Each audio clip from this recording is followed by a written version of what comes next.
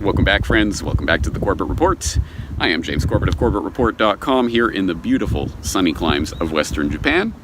And you might recall that recently on the podcast, I had an episode, A Message to New Conspiracy Theorists, welcoming new people into the fold, as it were, to the reality-based community of people who understand that they have been lied to about history and economics and politics and basically everything else of consequence for basically their entire lives by basically all of the mainline historical textbooks and the mainstream press and the governmental authorities. But it was interesting. As you'll recall, in that episode I was reading from my notebook, just looking at some of the notes that I had written down to don't forget to mention this point and don't forget to mention that point. I actually had written down here to specifically address, and pretty much right up at the top, those magical words, conspiracy theorist. And specifically I have written down here, don't forget to mention the CIA origins of the term in dispatch number 1035-960, concerning criticisms of the Warren Report, in which the CIA was informing its Mockingbird media operatives that critics of the Warren Report, the conspiracy theorists, should be treated, how they should be treated in the press. And lo and behold, from that point on, the term conspiracy theorist became this weaponized term, specifically to address critics of the Warren Report, but obviously quickly expanding to anyone who questioned governmental pronouncements on basically anything of importance. And I think we all know where that story goes from there. And sometimes this is strawmanned by the debunkers and skeptics who point to, no, you see, the word conspiracy theorist was coined in 1887, and here's an example or something. No, the point is not that the words were literally coined by the CIA, it's that they took that term and they weaponized it, and from that point forward, you see a marked spike in its use, specifically in its use as it continues to pertain to us today, which is in a denigrative sense. It is used as an insult. Now, as I've explained before, and I have talked about this at length in numerous podcasts, etc., there are two senses of conspiracy theorists. There is the denotative sense, someone who theorizes about conspiracies, and there is the connotative sense. Oh, you're a conspiracy theorist, with that implied tonality and everything else that comes along with that. Now, I had all of this written down to address right up at the top, as along with ideas about how you could respond to this, and, oh, well, some people would prefer to be called a conspiracy analyst or a historical realist or whatever. I mean, insert your term of choice here. I decided not to do that while I recorded that episode because I wanted to keep things moving along relatively quickly, and thought it would get too much into the weeds to really address that. But as I was posting that episode, I thought, I bet a majority of the commentary on this episode is going to be about those words, conspiracy theorist. And lo and behold, I was not wrong about that. Yes, many people in the comment sections of the various sites that I posted it to, including CorbettReport.com, were helpful in providing some of that context about CIA Dispatch 1035-960 and different terms that people like to use instead of conspiracy theorist, etc. In fact, yes, a lot of people commented on that, and understandably so, because those words, conspiracy theorist, are so resonant that they really do shape people's thinking in ways that I think most people are not even conscious of. And that's actually what I want to address today. Now, as I say, I have talked about this at length many times in the past, as you can imagine. For someone who has been called a conspiracy theorist many, many times, of course I have addressed this explicitly on the record numerous times. For example, episode 50 of my podcast on the other C word, talking about conspiracy theorist, where that term came from, how it's used, how it seeks to undermine constructive or critical thought about history, about questioning authority, etc., how it's a thought stopper. And I talked about it in numerous ways in that episode. I've addressed it in all sorts of other ways. For example, you might recall a couple of years ago, one listener wrote in with his burglary theorist analogy, which I shared with you in a video. If you don't remember that, I'll include the link to the video. As I say, there are many different ways of approaching this.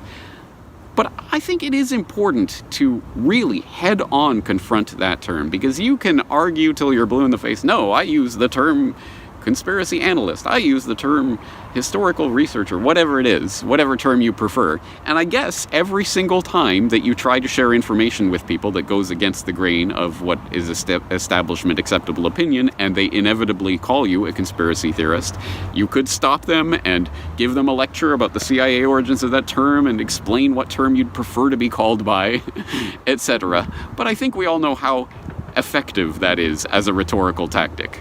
Once they get you starting to fight over the term itself, the argument has already been lost. You see, this is a magical term, and if I put that spell on you, then you're trapped by it, and you have to weasel your way out of it and work around it and try to find some way to not have that magical net fall on your head. Why? Really, why?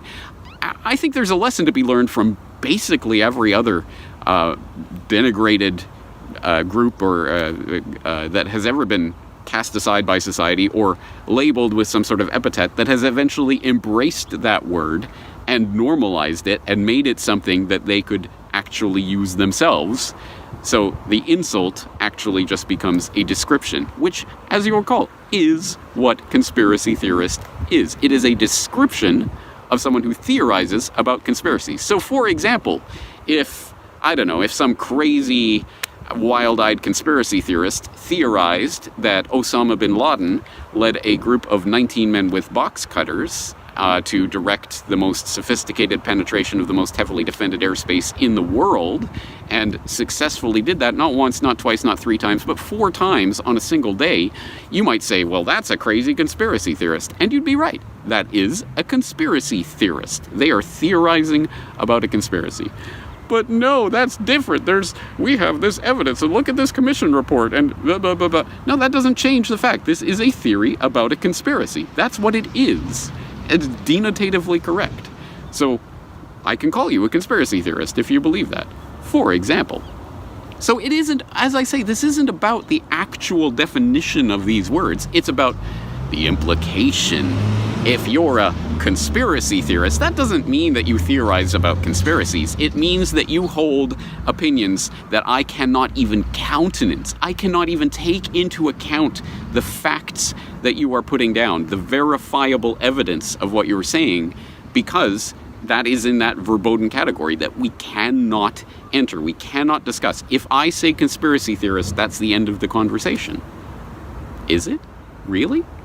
What if instead of doing anything I can to wriggle out from underneath that net of those magical words that you're casting the spell over me with, what if I say, okay, I'm a conspiracy theorist. Now let's talk about some facts and evidence.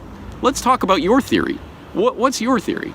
If we frame it in a way that this is not something that we have to avoid at all costs, and instead accept it and realize almost everyone, including all of those crazy, wild-eyed police detectives, etc., are conspiracy theorists, and they theorize about conspiracies all the time, every day.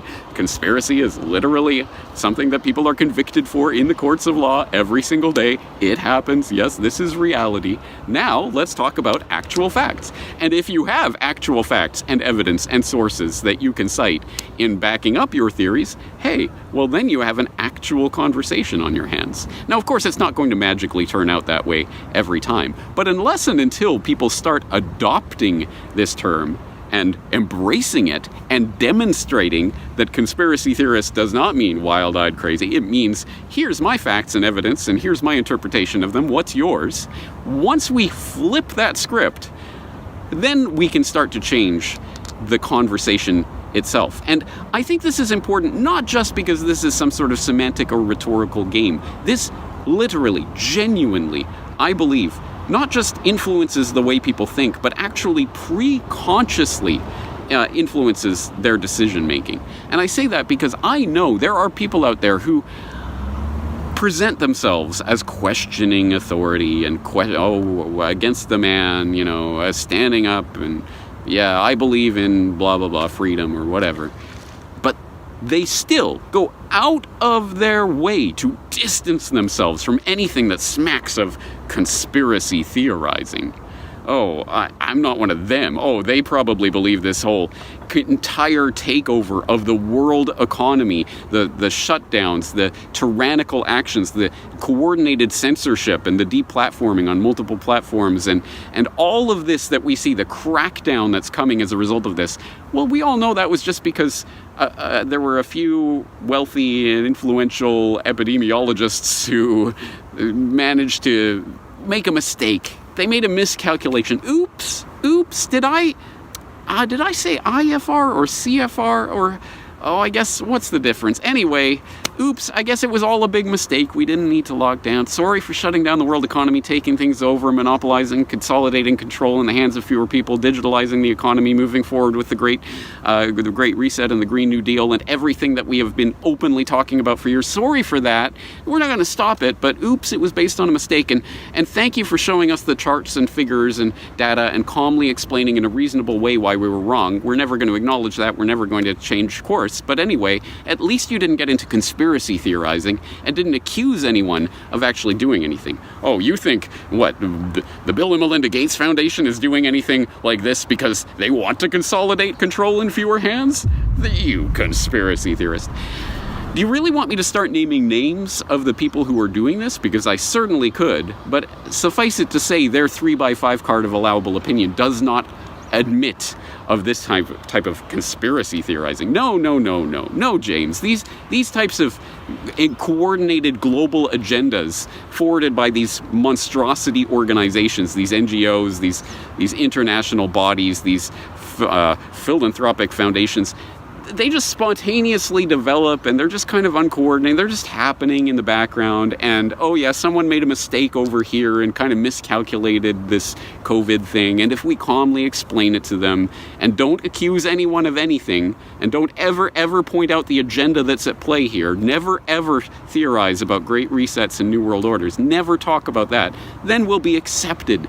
We'll be accepted by the mainstream, and Normie McNormison will finally embrace us. Oh, yay. No, if we do that, if we give up the playing field, if we start saying, oh, well, I guess I don't want to be a conspiracy theorist. I'll just tone it down a little so that I don't accuse anyone of anything and don't look unreasonable. If we do that, then it's game over because the agenda will go ahead. This is an agenda that is playing out right now. If you need more details on that agenda, I would suggest you check out the interview that I posted with Pete Quinones of FreemanBeyondTheWall.com, who was interviewing me about the Great Reset last week.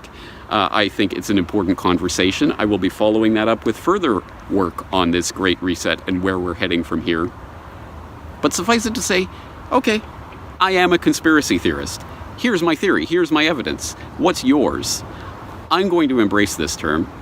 I'm not telling people what to do, but I think it might be a course of action to ponder. James Corbett, CorbettReport.com.